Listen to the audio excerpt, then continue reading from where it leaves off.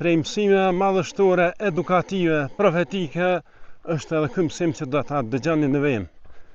Thot profeti alayhi salatu wasalam, i mjafton njeriut si gënjeshtër që të flet çdo gjë që e dëgjon. Subhanallah, nuk dia ka pas në historinë tonë ndonjë periudhë në cilën ka qenë kjo dukëri më përhapur se në kohën tonë moderne.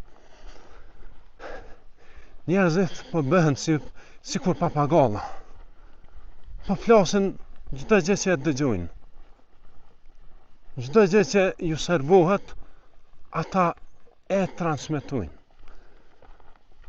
Po ju them këtyre njerëzve, çfarë dallimi keni ju me papagallin i cili është në kafaz?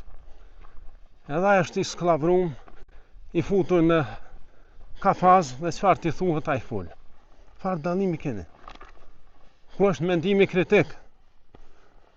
Ku është mendimi kritik? Duhet përdorur mendjen. Duhet përdorur logjikën. So shpesh në Kur'an e potencon Zoti logjikën. Madje e përmend që është prej shkaqe që njerëzit futen në zjarr janë dy. Sikur të kishim dëgjuar dhe sikur të kishim logjikuar nuk e shmin nga banorët e zjarrit, thonë ata.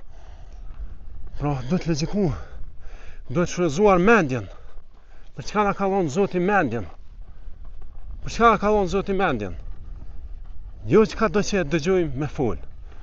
Mjafton si gënjeshtër kjo. E ne e dim që gënjeshtra është mëkati më i madh sepse prej gënjeshtës vijnë gjatë këqijat.